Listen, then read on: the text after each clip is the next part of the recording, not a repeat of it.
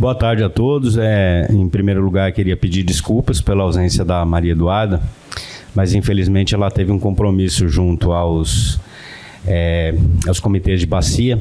É um encontro que está tendo em Foz do Iguaçu e era uma oportunidade de apresentar alguns produtos nossos da Secretaria de Meio Ambiente lá. Eu não poderia estar aqui mesmo.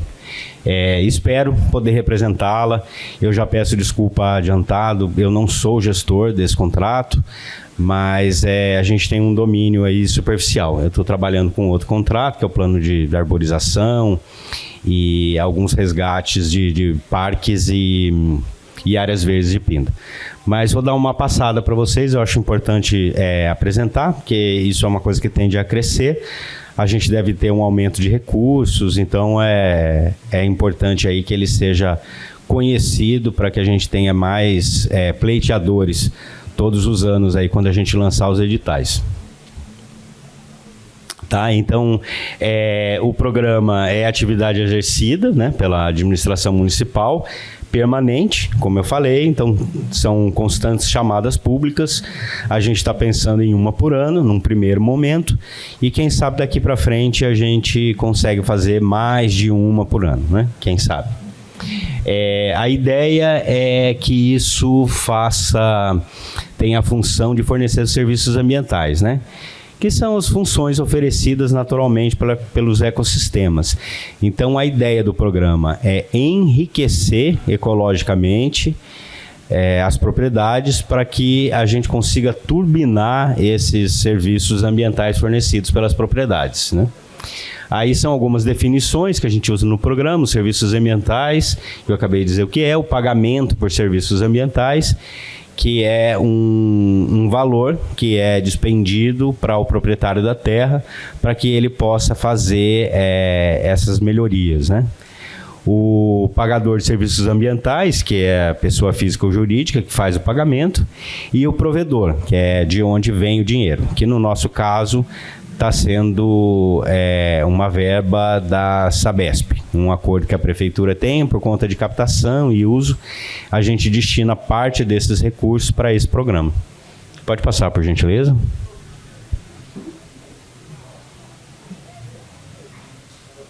Tá, então, as ações do programa são basicamente essas 4, né? Na verdade, 3, porque as boas práticas agrícolas, na verdade, ela engloba tudo, né?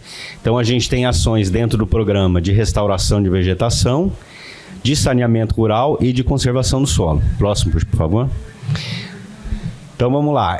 O apoio técnico que foi feito para o início do programa é a elaboração do projeto individualizado da propriedade, ou é feito um diagnóstico daquilo que pode ser melhorado, onde existe uma possibilidade de replantio, ou onde existe algum passivo ambiental. E aí são feitas as orientações para as autorizações, os licenciamentos, né? Isso envolve muitas vezes uma burocracia junto a outros órgãos estaduais, às vezes até federais, que envolvem aí um preparo.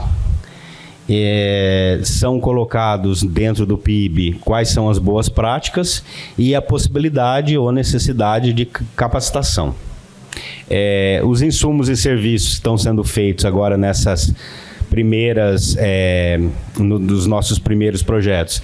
O cercamento, o plantio e as fossas sépticas. Então, basicamente, esses 3 itens que estão sendo contemplados nessa primeira parte.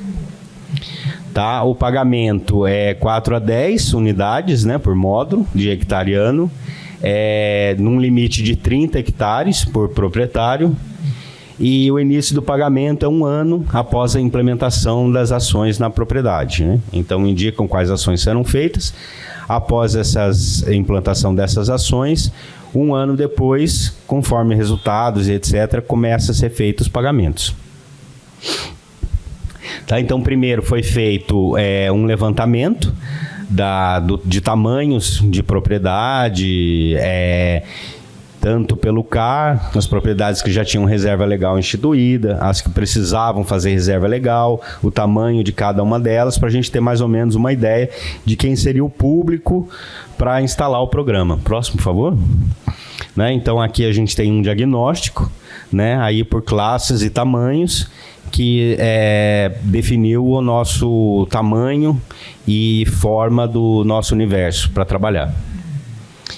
Tá? As prioridades são os agricultores familiares e empreendimentos familiares rurais, né? Então, num primeiro momento, se a gente consegue fazer uma adequação dessa, a gente também tem um universo bem maior para trabalhar, né? E é definido pela Lei 11.326. As propriedades localizadas em áreas sob maior risco de degradação ambiental. Aqui a gente acabou definindo como prioritário a parte do Ribeirão Grande, Ibirapuama, onde a gente tem, inclusive, alguma degradação do rio, né? São balneários, a gente tem perdido qualidade de água. Então, foi definido como prioridade essas duas áreas. E também... Obrigado. As propriedades localizadas em áreas que favoreçam a formação de corredores de biodiversidade. Então, uma exceção, de repente, a gente tem uma área verde grande em algum lugar, precisa fazer um corredor, porque está se formando alguma ilha de degradação entre uma área e outra, também entrou com essa prioridade. No fim, acabou que não teve aí nenhuma propriedade nessas condições fora dessas duas prioridades anteriores que a gente já havia estabelecido. Tá? Requisitos mínimos: área mínima de 2 hectares, possuir o cadastro ambiental rural e não ter infrações ambientais. A questão das infrações ambientais é porque a gente fica alijado de fazer algumas ações por conta de uma burocracia mesmo, né? Isso está na lei, a gente não consegue fazer licenciamento e etc. E muito menos colocar dinheiro público dentro de áreas que estão com esse tipo de restrição. Próximo.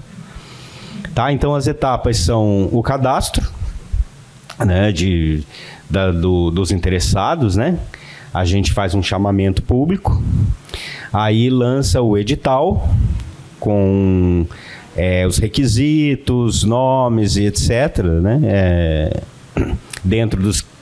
Já contando com os critérios que vão ser selecionados, a fase de habilitação, para ver se corresponde aos requisitos.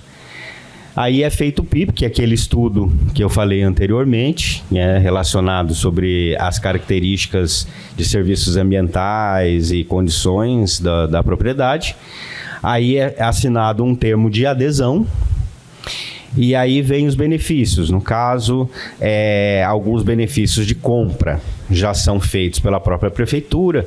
Se precisar de um cercamento, então a prefeitura vai fornecer os morões, vai fornecer boa parte da cerca, ou algumas benfeitorias que vão iniciar o processo que o produtor vai ter que fazer, né? As ações que o produtor vai ter que fazer.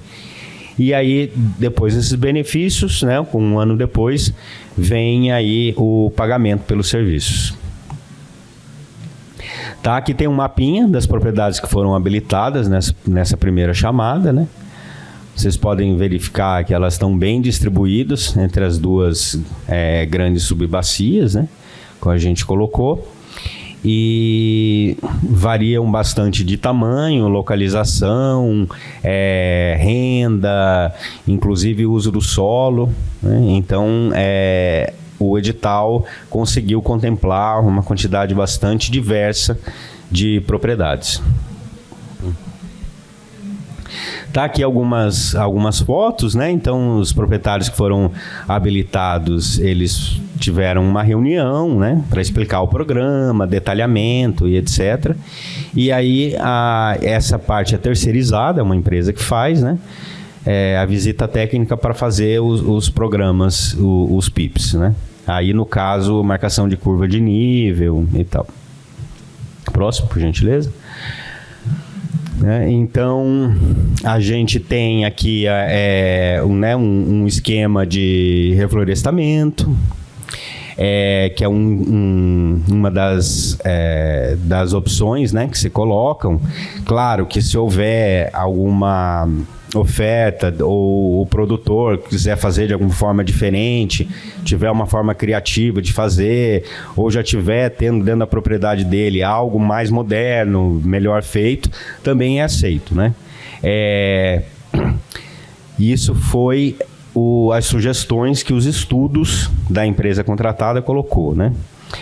As barraginhas, né? Que é um sistema bastante antigo, é muito usado no Centro-Oeste, que é para contenção de água, então você consegue ter uma infiltração razoável de água no solo, você consegue preparar. A gente tem um período seco que mudanças climáticas aí devem, inclusive, torná-lo mais longo. Então, a gente pode ter um déficit hídrico no solo, então a gente precisa assegurar, né, que seja feito uma contenção. São lugares que normalmente não tem floresta, então ele tem um esgotamento hídrico do solo, costuma ser mais rápido do que o normal, né? E também feitos terraços, né, no caso onde precisa, por conta da curva de nível, né? E aí a gente consegue também produzir um escalonamento e em escada consegue fazer uma proteção do solo mais razoável para a gente conter erodibilidade, etc. Também é usado, né, o sistema de caixa seca, que é, na verdade, uma contenção para a erodibilidade do solo, sarjetas, né, e ali a gente tem um esquema com bueiro tubular. Então, são todas técnicas que foram apontadas nos estudos e que vão ser distribuídas e colocadas de acordo com a necessidade da propriedade. Próximo. No caso das fossas, a gente vai ter o círculo de bananeira, que é normalmente colocada lá, é plantada bananeira, ou uma outra planta que tem rápida absorção de água, né, para poder não ter o esgotamento da fossa, nenhum encharcamento. Aqui no meio tem uma fossa, de como ela funciona, esse é o sistema BET. Esse é até mais interessante, ele é feito com pneus, né? Você coloca um corredor de pneus muito bem encaixados e a parte orgânica fica retida e o líquido acaba sendo absorvido pelo solo e levado para a atmosfera via absorção das plantas, no caso as bananeiras, né, que é o mais comum aqui, que dá muito certo. Né? E em alguns casos também a gente foi sugerido a implantação das esterqueiras, né? Que elas conseguem elevar bastante a temperatura e etc. Então, nós temos um resultado muito bom aí. Bom, aí é só uma imagem, mais ou menos, de como são feitos os mapeamentos. Isso aí faz parte dos estudos, né? Então, onde tem nascente, quais são as áreas de APP, as áreas de reserva legal, as áreas que estão degradadas, as áreas que precisam ser recuperadas. Esse estudo envolve toda essa metodologia para apontar esses resultados aí que vocês estão vendo. Aqui também uma outra área, né, que nós temos uma proposta. Então, a gente vai ter, deixa eu aqui desse lado, aí aqui, como acho que vocês conseguem enxergar daí, né? Aqui na legenda a gente tem os indicativos daquelas ações que falei anteriormente, dos locais onde elas poderiam ser implantadas, né? Então o diagnóstico chega até esse ponto, né? Colocando até onde as ações, cada ação poderia ser implantada. Próximo, gentileza. Aí vamos falar um pouquinho das próximas ações, né? Que são os benefícios, que são aqueles que a gente espera, né? Então a gente espera um crescimento, né, de mata, a gente espera um isolamento, a melhora da disponibilidade hídrica no solo. A gente tem também uma expectativa de reduzir bastante a erodibilidade, né? Não sei se vocês sabem, são 2 bairros onde a gente tem muita regularização fundiária, são bairros em transformação, são bairros de áreas de expansão urbana, estão sendo fracionados, então a gente precisa ter um cuidado muito especial com aquela área, né? Inclusive para que a gente tenha de volta uma boa balneabilidade em ambos os rios, né? São balneários. E aí, em breve, né, um ano passa muito rápido, a gente vai ter aí os pagamentos para os proprietários que conseguiram implantar as ações e tiveram uma evolução aí a contento dentro das regras do programa. Eu acho que esse era o último, é isso. Qualquer dúvida, qualquer pergunta que vocês tiverem, agora ou posteriormente, pode procurar a gente, tá? Nós temos o Jonas Caçador, que infelizmente ele não pôde vir, ele que está fazendo a gestão desse contrato, ele está em viagem, então eu vim aqui no lugar dele, mas também posso responder aí para vocês, tá? Cleir Ferraz Freire, meu nome, eu sou analista florestal da Secretaria de Meio Ambiente de Pinda, e a Maria Eduarda, que é a secretária de Meio Ambiente, que é ela quem ia dar palestra, infelizmente não pôde comparecer. Eu acho que o amigo lá tem uma pergunta. Quem está querendo fazer pergunta? Tem alguém querendo fazer pergunta aí? Não? Você quer? Se tem incentivo para a nascente? Tem. A recuperação da nascente, ela está dentro da parte de recuperação vegetal. Então é feito esse mapeamento, como você colocou no slide. A gente pode voltar um pouquinho naquela foto do... essa aí. Então são mapeadas as nascentes, mas as nascentes em forma de olho d'água, né? Que é o que a gente consegue efetivamente ter um local e um mapeamento exato. As nascentes de afloramento, que muitas vezes mudam de local, a gente faz um mapeamento diferenciado. Depois, se for o caso, a gente conversa um pouquinho e explica mais ou menos como é que funciona. Mas as nascentes tipo olho d'água, né, que são nascentes perenes e fixas, a recuperação dela é feita dentro do programa com o cercamento e a recuperação vegetal. Então a gente faz um turbinamento, né? Tem um pesquisador japonês, ele criou um sistema de jardins urbanos que agora está se espalhado cada vez mais, tem o Miyake, que ele tem como princípio o turbinamento vegetal. Então eu faço, na verdade, uma floresta muito biodiversa, mais do que o que a natureza apresenta. Então eu copio a natureza e teoricamente eu a melhoro. Então eu consigo ter um resultado melhor, né? Eu consigo controlar, no caso de nascentes, eu vou diminuir a quantidade de plantas com alta absorção do solo, eu vou turbinar plantas que tenham um bom enraizamento e que deixem uma permeabilidade do solo maior. Então, o programa de nascentes está dentro ali da recuperação vegetal. Pois não?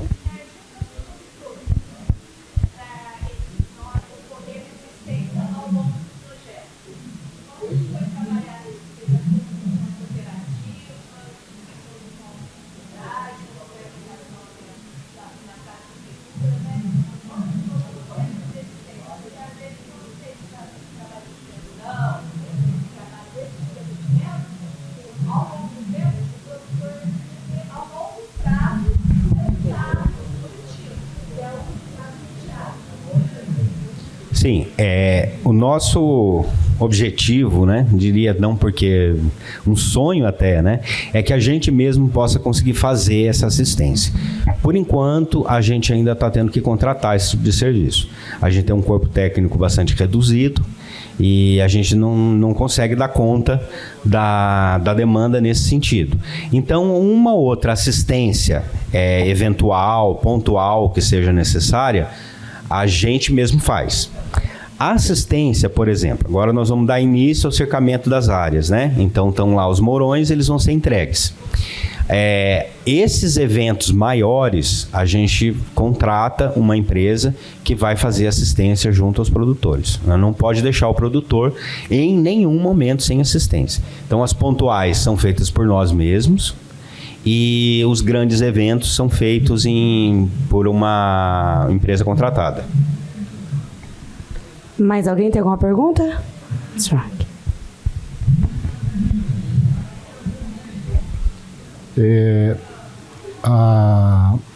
O fornecimento dos mourões, cercas, é pela prefeitura, sem custo para o produtor? Sem custo. Tá.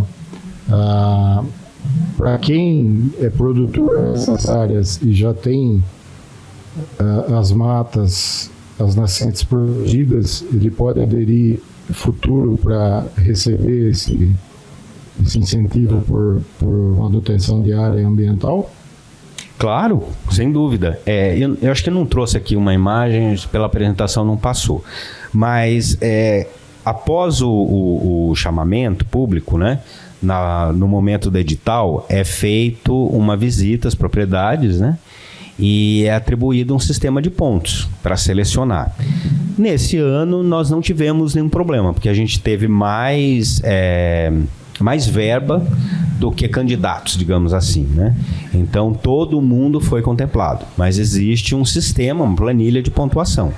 Então, quanto mais conservado está, quanto mais ações já foram feitas em prol de uma qualidade ambiental da propriedade, maior é a pontuação desse produtor.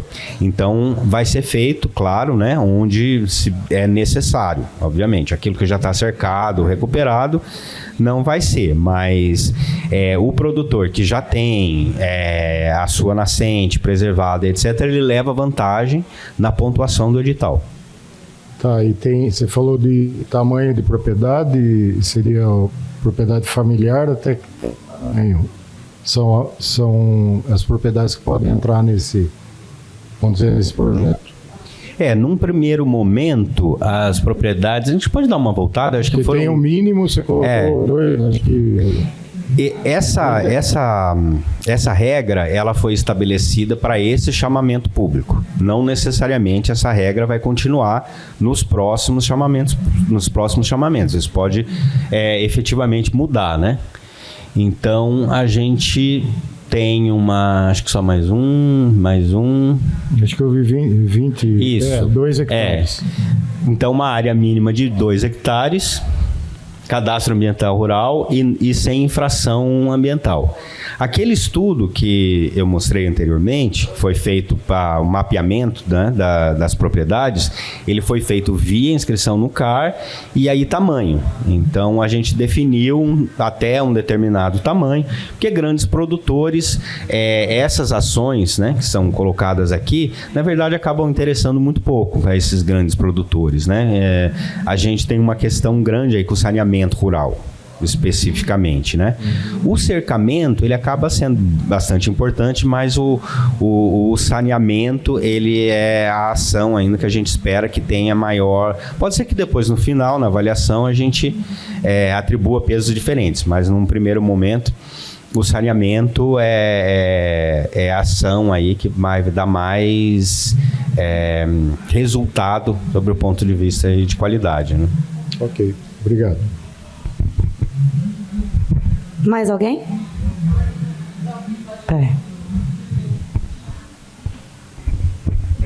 Eu queria saber o seguinte, a área que vai ser cercada, ela vai ser cercada só dentro da região de preservação da mata ou ao longo de todo o córrego que a gente tem na propriedade?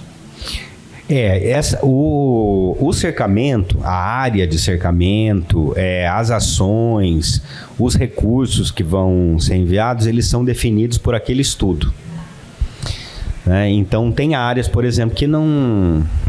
a gente teve, inclusive, por exemplo, vou te dar um exemplo que você vai conseguir verificar bem essa dificuldade, né? Em algumas áreas a empresa atribuiu a necessidade de cercamento. Aí quando a gente chegou lá, não dava para botar mourão. Era pedra. Né? Até quase um mirante de pedra, né? Uma propriedade, por exemplo, lá perto do túnel, na ida de Campos do Jordão. Então a gente tinha um grande rochedo, né? que terminava ali numa pirambeira mesmo, né? E ali tinha sido indicado para fazer, né? Aí o proprietário falou, mas como que eu vou colocar mourão aqui, né? Então, localmente, a gente consegue adaptar. E se, claro, o proprietário tiver alguma sugestão que está fora do plano de ação determinado no estudo, isso tudo é conversado. Né? A gente tem uma equipe reduzida, mas é uma equipe dedicada. Então, todo mundo que chega com demanda, olha, falaram para cercar aqui, mas eu acho melhor cercar lá. Vamos lá fazer uma vistoria, vamos olhar e vamos conversar sobre a melhor solução. E não tem nenhum problema, essa solução pode ser mudada, não é que foi determinado que a cerca é aqui, que ela vai ser aqui a todo custo. Não é assim, né? Mediante assistência técnica e pedido, a gente vai adaptando para uma solução melhor.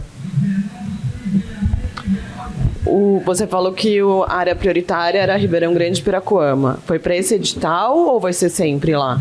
Áreas fora dessa região podem ser contempladas? Não, foi para esse edital. A gente tem um problema muito imediato, a gente tinha, né, o programa, tinha o dinheiro, e aí agora a gente pretende aí ampliar, né? Existe uma área de expansão urbana, que é para cá, inclusive, onde a gente está, né? E tanto ali para o Borba, para o Una e seguindo para lá. Então, todas essas áreas aí provavelmente vão entrar no próximo edital. A gente deve ter mais dinheiro, né? A questão é muito recurso, né?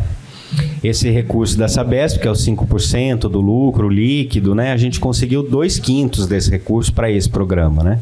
Quem sabe no ano que vem a gente consegue mais dinheiro, a gente consegue ampliar mais, né? Então, os direcionamentos são feitos de acordo com, né? A gente compra aquilo com o dinheiro que a gente tem no bolso.